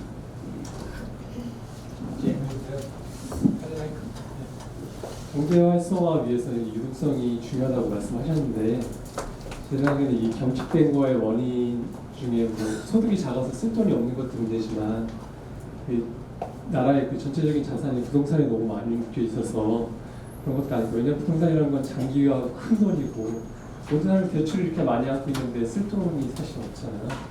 그 문제가 사실 크지 않나 이렇게 생각을 하거든요. 근데 그러면은 이 부동산 문제를 해결하기 위해서 이제 정부에서 여러 가지 했는데, 제가 생각하기에는 생각보다 떨어지지 않더라고요, 집값이. 그에 대해서 이렇게 생각하고 계신 대안이나 뭐 추가하시는 방향 같은 거 있는지 좀 해주세요. 제가 뭐 경제 전문가는 아니다라고 말씀을 드렸어요. 그래서 굉장히 추상적이고 포괄적이고 이런 말씀밖에 못 드릴 수 있다는 거는 좀 양해를 해주시고요. 여러 가지 저는 뭐 고민이 되긴 되는데 이런 생각을 해보는 거예요. 전국을 좀 다녀보니까요. 예를 들어서 그 진주 같은 데 가면 면적이 굉장히 넓습니다. 중구시. 근데 인구가 굉장히 작아요. 그런 지방도시가 굉장히 많습니다. 우리나라는 특이한 게 인구의 절반 이상이 수도권에 모여 있어요. 이런 나라 전 세계적으로 없대요. 예. 좀 흩어져서 살면 어떨까? 불자리가 없어서 그런 거 아니에요? 네, 그러니까요. 그래서 우리 노무현 대통령 때부터 얘기했던 게 지방 공권과 지방 발전, 균형 발전이었잖아요. 그래서 흩어져서 살면 좀 어떨까? 그러면 그래도 땅값과 집값이 그렇게 비쌀까? 진주뿐만 아니라 지방 소도시들은 지금 사라진다는 거예요. 자치단체들. 인구 적어. 오히려. 일본처럼 지금 사라질 자치단체들이 막 생긴다는 거예요. 이게 이런 고민이 하나 좀 들고요. 두 번째는 우리나라가 왜 집에 매달리는가 봤더니 이런 부분도 있더라고요. 그러니까 오너십 복지라는 게 있대요. 그게 그냥 미국식인데 약간 미국식인데 어떤 촘촘한 복지망을 건설하는 대신에 집 한 채씩을 다 갖게 한다는 거예요. 그래서 집값이 오르거나 집값이 유지되면 이게 노후 보장도 되고 자식한테 돈을 물려주는 안전망도 되고 여러 가지 기능을 이게 다 한다는 거예요. 집값이나 땅값, 집값이나. 현재 우리나라 집이 자기가 사는 주거 공간으로서의 의미만 있는 게 아니라 저희 아버님만 봐도 이게 노후 보장 대책이기도 하고 돌아가시면 저 불쌍한 애들에게 좀 줄만한 유의미한 자산이기도 하고 그렇잖아요. 그게 좀 바뀌면 어떨까? 그 안전망이 다 깔려져 있어서 굳이 그냥 집 한 채를 꼭 쥐고 있어야만 무조건 내 아들한테 집 한 채를 무조건 줘야만 되고 막 이왕이면 강남 쪽에 가까운데 좀 줘야 되고 막 이게 좀 없으면 집이 진짜 사는 곳의 의미 정도만 갖게 되면 어떨까? 이런 생각도 좀 해보는 거죠. 그리고 뭐 여러 가지 이제 그런 개념 틀로 좀 바꿔보면은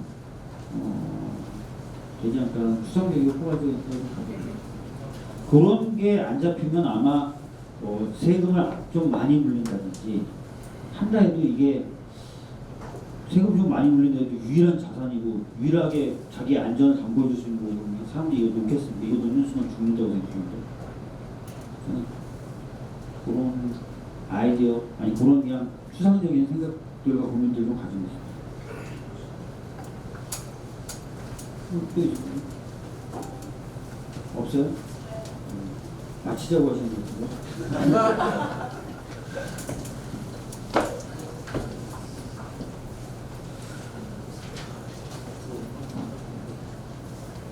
오늘 우리 박주민 의원님께서 던지고자 하신 메시지는 이런 것 같습니다. 정치는 시민들의 합의에 의해서 합의한 만큼 간다라는 그런 메시지인 것 같습니다. 여기 계신 우리 그 수강생 여러분들께서도 앞으로 많은 정치에 관심과 참여를 부탁드리는 그런 메시지를 받아들이고요. 오늘 귀한 시간 끝까지 해주시고 좋은 강의해 주신 우리 박주민 위원님께 큰 박수 한번 부탁드립니다. 그리고 특별히 또 우리 그 권진영 우리 수강생 분께서 평소에 우리 의원님을 많이 존경하시고 좋아하셨나봐요. 조그마한 선물을 준비했다고 하니까 앞으로 모시겠습니다. 다른 게 아니라 얼마 전에 와이프가 주민님께서 이세가 보이잖아요. 그래서 제가 이거만 벌려드리고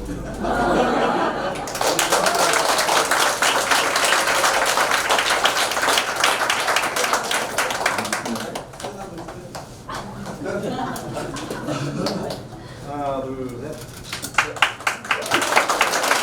그리고 오늘 우리 박홍건 의원님께서 사실 어려우신 그 박주민 그 의원님을 모셨는데 어떻게 모셨는지 후일담 한번 들어보도록 하겠습니다. 후일담 할 건 없고요.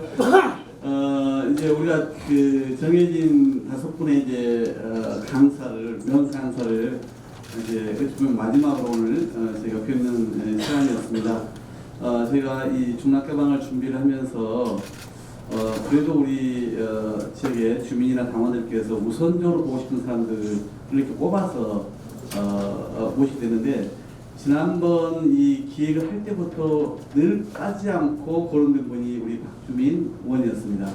그건 다른 것보다 여러분도 잘 알다시피 거리 변호사, 거지 변호사 이러면서 정말 소탈하고 그리고 순수하게 또 자기 그 헌신적이고 열정적으로 우리 사회 가장 아픈 곳을 대변하는 그 현장을 누비는 것을 높게 평가했기 때문 아니겠습니까? 또 본인이 그 누구 이상으로 또 국민이나 우리 지지자들하고 소통하는 또 그런 능력이 뛰어나세요. 그래서 아마 그것은 우리 의원들 안에서도 그렇고 당원들도 그렇고 국민들까지 높게 평가를 해서 초선임에도 불구하고 일약 최고위원 그 1등 최고위원이 되셨고 또 당에 들어와서도 현대화 뭐죠? 예, 현대화 정당 추진위원회. 그래서 지금 여러분이 최근에 했던 권리당원 투표 있잖아요. 그런 부분 다 이제 기획 설계하고 총괄해왔던 일을 또 맡았었고요.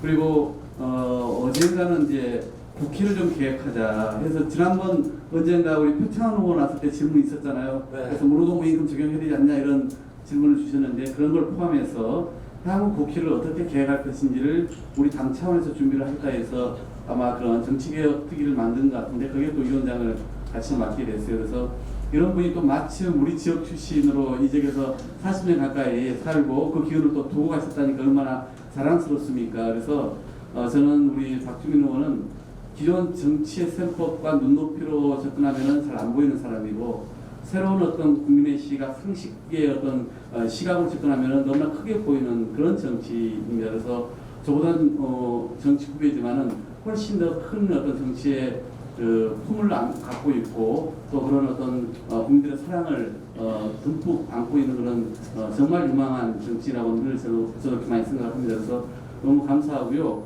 오늘 이제 저도 이제 직접 강연은 처음 들어봤습니다. 그런데 이제 우리가 부탁했을 때 좀 경제 분야 중심으로 좀 이렇게 좀 말씀하시겠다 했는데 비단 오늘 이 이야기가 경제에 대한 이야기가 아닙니다. 대한민국이 어느 지금 문제로 가장 심한 그런 고통을 겪고 있는지를 짚어주신 거고요. 거기에 맞춰서 우리가 향후 대한민국을 어떻게 이끌어갈 것인지를 우리 여기 계신 분들하고 교감하는 그런 시간이었다고 저는 평가를 합니다. 그래서 오늘 주신 말씀처럼 우리가 단순히 경제는 어려운 분야고 나라님이 알아서 잘해주겠지 이렇게 생각해서는 결코 안 되는 문제이고요. 경제정책 하나하나에 지표 하나하나에 사실은 철학이 있고 가치가 있고 이념이 있고 노선이 있는 겁니다. 그래서 오늘 그 부분을 정말 여러 가지 수치와 도표와 근거를 가지고 잘 설명을 해주셔서 저도 많은 공부가 됐습니다. 다시 한번 오늘 귀한 시간 내주신 우리 박주민 최고위원께 뜨거운 박수 부탁드립니다.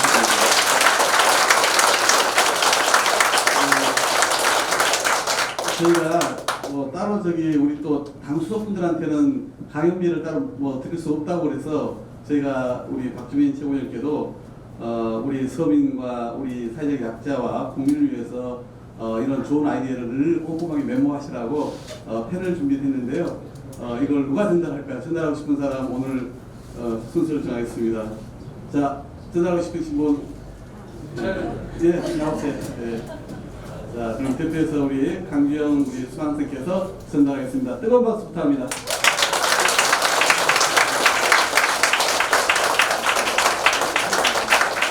그러면 끝으로 우리 박주민 최고위원 그래도 마무리 말씀 짧게 한번 좀 듣고요.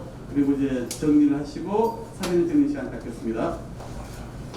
오늘 열심히 들어주셔서 감사하고요. 제가 오늘 좋으시지 못하게 자꾸 왔다 갔다 하면서 재미있습니다. 다음 기회에 경제 말고 뭐 다른 것도 제가 좀 맨날 강의하고 다니는 주제가 몇 가지 있거든요. 그래서 다음 회기가 다음 그 기가 열리면 뭐 한번 더 불러주시고